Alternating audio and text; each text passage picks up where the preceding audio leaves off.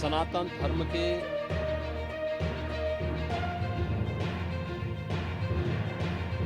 इस सबसे बड़े आयोजन का साक्षी बनकर के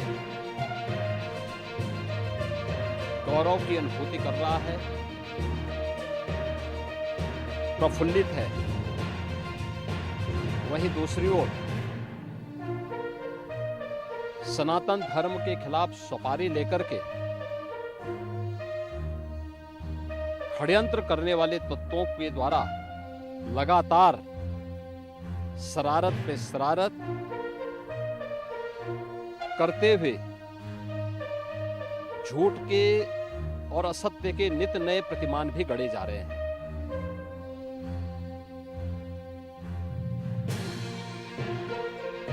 भारत के संसदीय लोकतंत्र की सबसे और सर्वोच्च संस्था देश की संसद में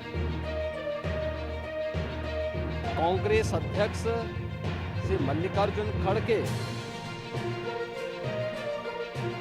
और समाजवादी पार्टी के अध्यक्ष श्री अखिलेश यादव का वक्तव्य इस ओर सबका ध्यान आकर्षित करता है।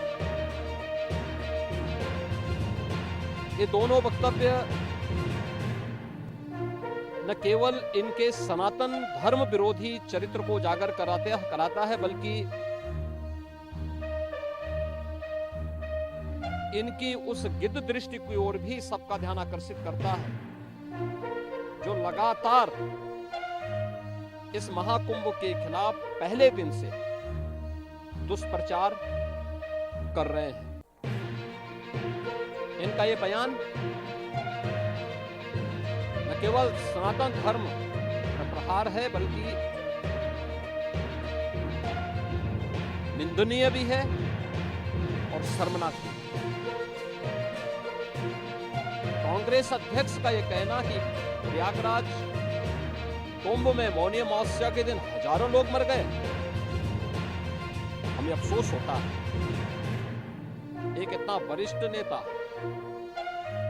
कांग्रेस देश की जो सबसे पुरानी पार्टी है, उसके अध्यक्ष से अपेक्षा की जाती है कि वो एक मर्यादित बयान देश की संसद में रखें, और इतना गुमराह करने वाला बयान, झूठ पे झूठ। ऐसे ही समाजवादी पार्टी के अध्यक्ष का बयान एक प्रतिस्पर्धा दोनों दलों में है, कौन कितना सनातन विरोधी वक्तव्य दे सके। कहना कि कोई आंकड़े नहीं दिए गए, यहां से प्रशासन से जो बयान जो आंकड़े दिए गए, उन आंकड़ों को मैंने भी सबके सामने रखा।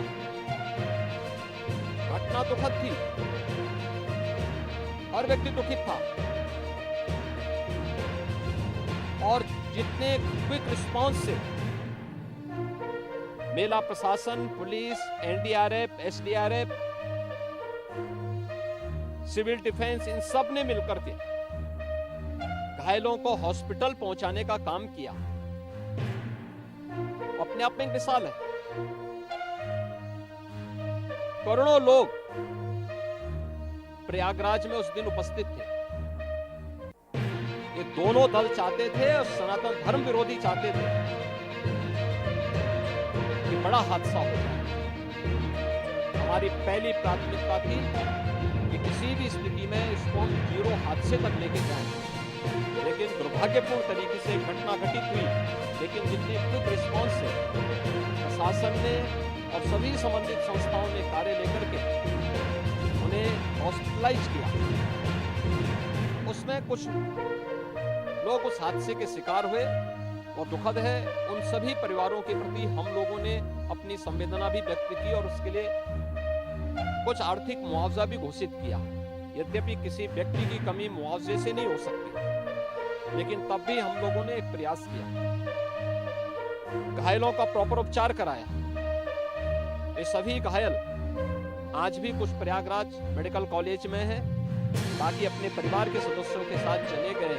मैंने भी, मेरे साथ मेरे मंत्रियों ने भी, प्रशासन ने भी, प्रदेश के मुख्य सचिव ने भी, प्रदेश के डीजीपी ने भी उन सभी लोगों से मुलाकात की और मैं तो देखकर बहुत चौंक था कि जो लोग प्रयागराज मेडिकल कॉलेज में भर्ती थे तब मेरी उनसे बातचीत हो रही थी,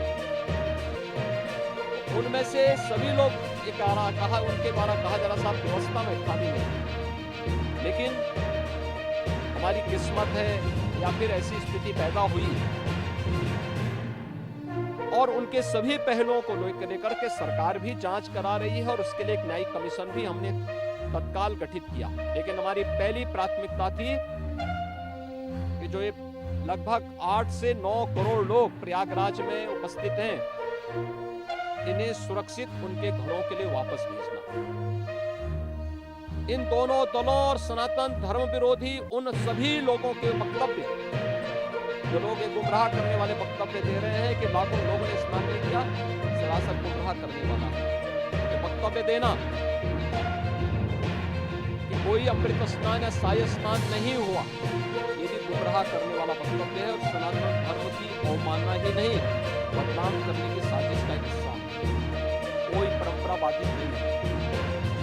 मौनी अमावस्या का स्नान पहले दिन सायकाल 7:30 बजे से प्रारंभ हो गया और अगले दिन पूरे दिन भर देर सायकाल तक मौनी अमावस्या का मुहूर्त था। स्वाभाविक रूप से अखाड़ों ने हादसे के तत्काल बाद मेला प्राधिकरण के साथ बातचीत करके अपने स्नान को स्थगित किया था कुछ देर के लिए। और फिर जब मेरी उनसे बातचीत हुई दोपहर के बाद सभी अखाड़े और पूज्य संतजन, आचार्य महामंडलेश्वर वे इस स्नान का हिस्सा बने और वही परंपरागत तरीके से सभी स्नान भी हुए। इस महाकुंभ में 3 अमृत स्नान, मकर संक्रांति, मौनी अमावस्या और बसंत पंचमी, इन तीनों में अमृत स्नान हुए जिसमें सभी अखाड़े भागीदार बने। पौष पूर्णिमा से आयोजन प्रारंभ हुआ। समाजवादी पार्टी के अध्यक्ष का यह वक्तव्य भी कि सरकार ने 100 करोड़ की घोषणा की थी, मुझे लगता है कि उनको बयान थोड़ा पढ़ना चाहिए। ये लोग 12 बजे सो करके उठने वाले लोग हैं। कार्यालय स्टाफ जिस प्रकार का इन्हें नोट बना करके देता है, ये उस प्रकार का वक्तव्य बना करके तो सामने प्रस्तुत करते हैं और फिर उसके अनुसार उसको लीडर के रूप में नहीं बल्कि एक लीडर के रूप में सबके सामने उस वक्तव्य को पढ़ करके अपनी